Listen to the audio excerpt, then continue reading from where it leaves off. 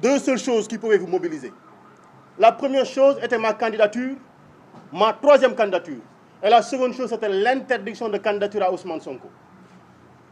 Aujourd'hui, vous tous qui aviez comme dénominateur commun l'opposition à ma candidature, restez chez vous.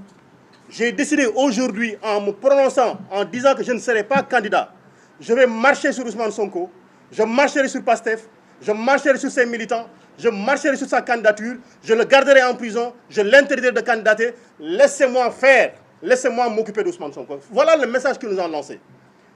Voilà comment il faudrait décoder le discours de Macky Sall hier. Et comment il y est parvenu, on le verra parce qu'il est en train de lancer des menaces derrière, comme d'ailleurs il est coutumier des faits.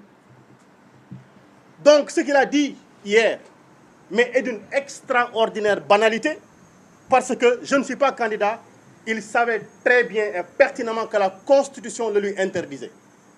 Et je dis, pour ceux qui ont décidé de lui faire confiance, mais gardez-vous de totalement lui faire confiance, parce que comme il a été dit tout à l'heure par Ngagne Demba Touré, il garde sous son coude 3 cartes, 3 coups qu'il peut nous faire au dernier moment. Et j'avertis les prochains candidats de l'APR, évitez de manger chez lui, évitez de boire son eau, il est capable de vous empoisonner et de dire, comme nous n'avons plus de candidats juridiens, et de le faire à la Ouattara. Prenez garde, je parle de Amadouba, de Aly Ngouille Ndiaye et de tous ceux-là qui ont été cités, faites bien attention. Si vous n'arrivez pas à gainer votre bouche d'invulnérabilité, ne mangez pas chez lui. Mais je dis une chose, il n'est pas candidat et Dakar dort. Comprenez ce que je suis en train de dire. Il n'est pas candidat et Dakar est en train de dormir. Ça veut dire que le fait qu'il ne soit pas candidat n'intéresse aucun de ses souteneurs. Mais qu'ils disent qu'Ousmane Sonko ne sera pas candidat, Dakar ne dormira plus. Qu'ils disent qu'Ousmane Sonko ne sera pas candidat, le Sénégal ne dormira plus. Et il faudra qu'ils le comprennent. Donc tout ceci n'est en rien une déclinaison du dialogue politique. En rien, il faut qu'on le comprenne. Tout ce qu'il vient de dire n'a rien à voir avec le dialogue politique. Il a compris le message qui lui a été lancé. Et comme nous l'avons dit, sa déclaration tardive a causé beaucoup de morts. Mais l'affaire CPI, on ne va pas lâcher l'affaire. Topoka les donne. Ils nous ont dit qu'il y avait des forces occultes dans ce pays-ci. La seule force occulte ici, c'est cet homme qui a voulu utiliser des forces de défense et de sécurité, accompagné de milices qui a tiré sur son peuple. Voilà la seule force occulte. Et qui aujourd'hui, parce qu'elle est tellement occulte, elle a envoyé cette force occulte, une ministre des Affaires étrangères, se rendre dans tous les pays du monde, se rendre à l'Union européenne pour nous servir un mensonge éhonté que les gens n'ont pas fait, et ils n'ont pas fait 30 secondes pour la démentir. Force occulte. Il a dit les forces de défense et de sécurité ont tiré.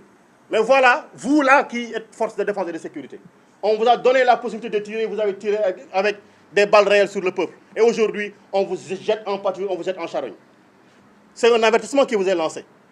C'est un avertissement qui vous est lancé.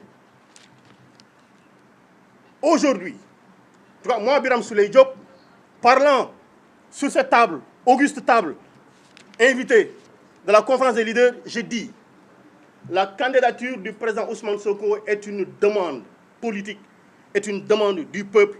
Elle ne dépendra aucunement d'un complot politique ou un complot judiciaire. Ousmane Sonko sera candidat, nous battrons campagne avec lui, il présentera son programme et si notre souhait, le bon Dieu l'accepte, il sera le président en 2024. Nous l'avons entendu faire ces menaces. Mais nous rappelons simplement que nous n'avons que faire de ces menaces.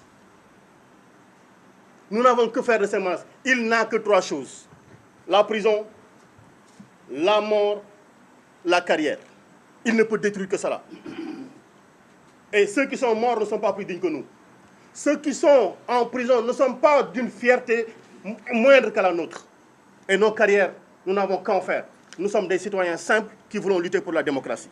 Et c'est l'occasion pour nous de rappeler que les exigences face à ce qu'il est en train de nous proposer, c'est que nous, on ne dialoguera pas avec un pistolet dans la bouche. Parce qu'avec un pistolet dans la bouche, on ne prononce pas des consonnes, on ne prononce pas des syllabes, on ne peut prononcer que des voyelles. Oui, oui, oui.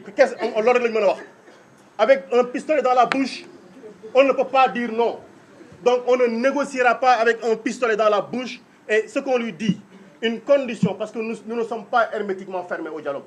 Nous l'avons toujours dit. Et je rappelle encore que Ousmane Sonko avait bien dit en 2021, sorti de la gendarmerie, qu'il ne pouvait pas accepter. Aucun leader de la coalition Yewwi Askan Wi ne pouvait accepter qu'on interdise à Macky Sall de terminer son mandat tranquillement.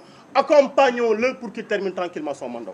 S'il se décide à respecter ceci, le dédommagement des victimes, une enquête indépendante contre les crimes qui ont été commis, la libération de l'intégralité des détenus politiques, l'arrêt de l'instrumentalisation de la justice. Nous avons vu avant-hier le ministre de la Justice commenter une décision de justice alors qu'elle n'est pas terminée.